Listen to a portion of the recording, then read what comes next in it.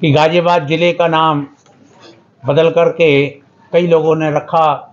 कई प्रस्ताव पास हुए, तो मैं सोच रहा था कोई उचित नाम आ जाए तो मुझे कार्य करने की या आगे बढ़ने की कोई आवश्यकता ना हो। लेकिन जितने भी नाम आए वो गाजियाबाद की शोभा के ऊपर, दिल्ली एनसीआर के नज़दीक होने के कारण और आज के देश की परिस्थिति को देखते हुए नाम उचित नहीं लगा। 97 में मैंने पुल निर्माण के लिए बात करी थी, साहिबाबाद जो आप अंडरपास देखते हैं, उसके लिए मैंने भूख हड़ताल करी, रेलों को आंदोलन किया और कोर्ट में चैलेंज किया। कोर्ट की लड़ाई लड़ी, 3 साल की कोर्ट की लड़ाई के बाद में वो पुल बन गया। ऐसे ही जो आपकी कांवड़ यात्रा आ रही थी, उस कांवड़ यात्रा को कन्वर्ट करने के लिए जो चौधरी चरण सिंह कांवड़ मार्ग बना है, उसके लिए मुझे 4 साल मेहनत करके 3 साल मुझे हाई कोर्ट इलाहाबाद में लड़ना पड़ा, जब वो कांवड़ यात्रा का मार्ग जो है चौधरी चरण सिंह के नाम पर बना। तो मैंने सोचा दिल्ली एनसीआर, पूरी दिल्ली, गाजियाबाद, इसमें लगभग ये वैश्य समाज हमारे यहाँ 14-15%, 20% के तकरीबन रहता है। इनके नाम पर कोई जिला नहीं है, कोई ऐसा स्मारक, बड़ा स्मारक नहीं है। तो मैंने सोचा गाजियाबाद में खुद में अपने आप में ये व्यापारिक सेंटर है और गाजियाबाद की पहचान एक व्यापारिक सेंटर के रूप में होती है। इसलिए मेरा मन आया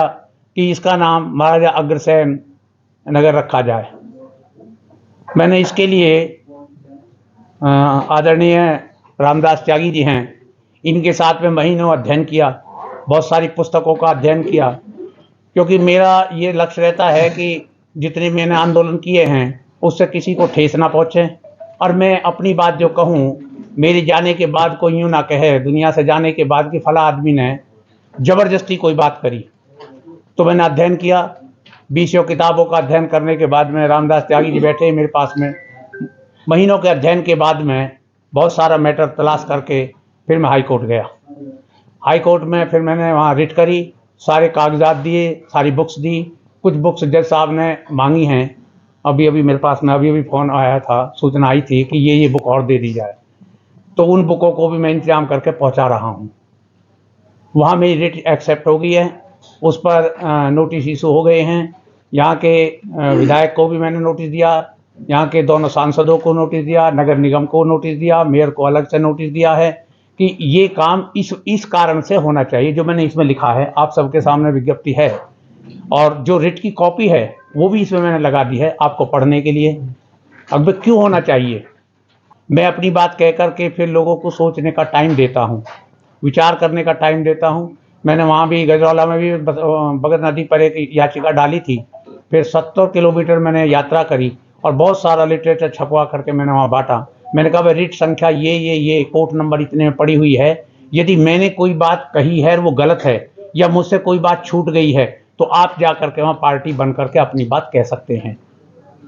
कई लोग गए जो मुझसे छूट गए थे, क्योंकि मैं लोकल आदमी नहीं था वहाँ, और वो रिट उन्होंने एक्सेप्ट करी और उस पर भगत नदी पर काम हुआ, वो बिल्कुल पॉल्यूशन फ्री हो गई और वहाँ लोग बड़े आराम से पानी पी रहे हैं। तो मेरा ये भी है, इसमें मैंने लिखा है आपके माध्यम से कि मैं अपील करता हूँ कि पूरे गाजियाबाद में आपकी जो सूचनाएं जाएं, आपका जो अखबार जाए, आपके जो वीडियो जाए, इस माध्यम से जाएं कि जो मैंने रिट करी है उस रिट संख्या ये है, और उसमें यदि कोई भाई अपनी बात कहना चाहता है, मुझसे कोई बात छूट गई है या मुझसे कोई बात गलत हो गई है जो किसी को पसंद नहीं आ रही है, तो वो उसके खिलाफ मेरे उस रिट में जा करके अपनी बात कह सकता है, और ताकि ये रिट जल्दी से जल्दी सुनाई हो। दूसरा ये है, दूसरी अपील कि मैं यहाँ के सम्मानित नागरिकों से भी और पत्रकार बंधुओं से ये भी अपील करूँगा कि नगर निगम भी इसमें अपनी बात कहे, और माननीय मुख्यमंत्री जी क्योंकि आजकल वो ज़्यादा एक्टिव भी हैं और एक होनहार प्रतिभा हैं, शायद हमारी बात कुछ बहुत जल्दी सुन लें, समझ लें। तो ये भी अपील करेंगे कि माननीय न्यायालय से भी अपील करते हैं कि इसको थोड़ा सा प्रायोरिटी पर लेते हुए और थोड़ा जल्दी इसको निपटारा कर दें। गाजियाबाद की ताजा तरीन खबरों के लिए हमें सब्सक्राइब करें और हमारे बेल आइकन को प्रेस करना ना भूलें।